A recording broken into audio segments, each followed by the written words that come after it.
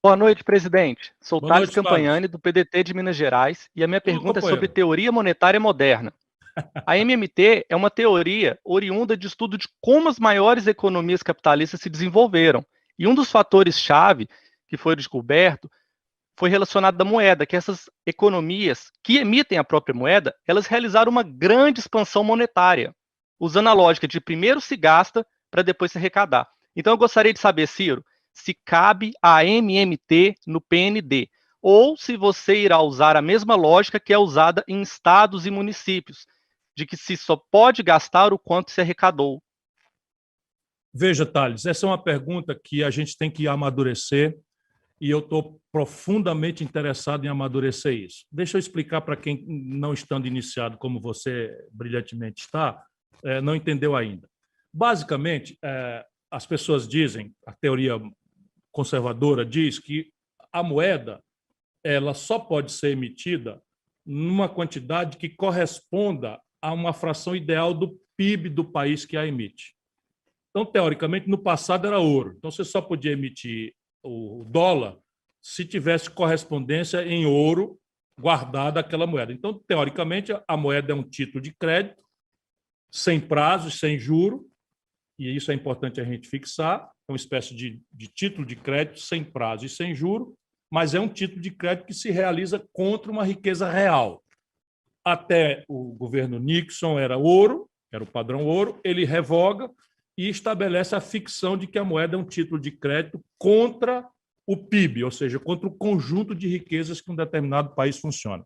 Portanto, segue daí que se eu emitir muita moeda sem lastro na economia real, eu produzo inflação. Bom, esta é a teoria tradicional. O que aconteceu mais recentemente? A gente precisa ver a maturidade disso. Aconteceu que explodiu a pandemia, aliás, explodiu a crise de 2008, antes de mais nada, que matou qualquer defesa do neoliberalismo. Só no Brasil ainda tem quem defenda, teoricamente, intelectualmente, essa coisa que foi desmoralizada na crise de 2008 e acabou de ser enterrada agora pela pandemia e pelos anúncios de política pública que o Biden vai estar fazendo e que a Europa vem fazendo também, não é? E que a China sempre fez. Então, e que é o conjunto de ideias que eu defendo, que estão na premissa, vamos dizer, de economia política do Projeto Nacional de Desenvolvimento que eu advogo. Então, repare, é cedo para a gente dizer se isso é fundamental ou não, mas o que aconteceu nesses países?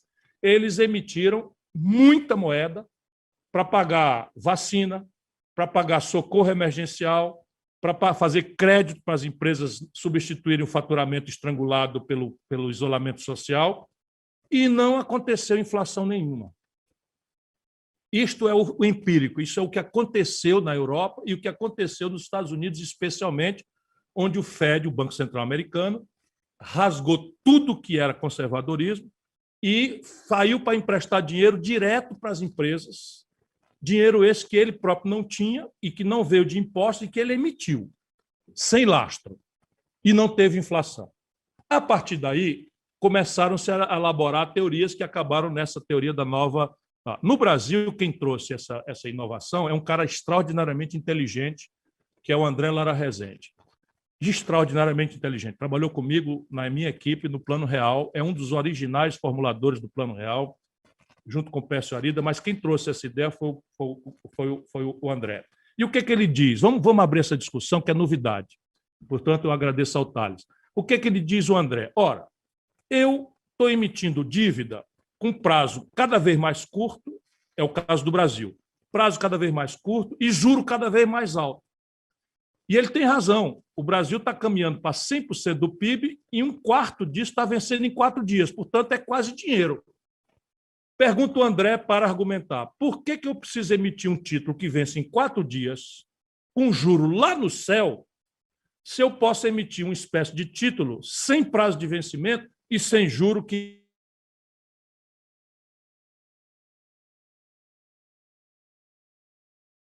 tem prazo, que é a moeda, para afirmar no fim, é a mesma coisa.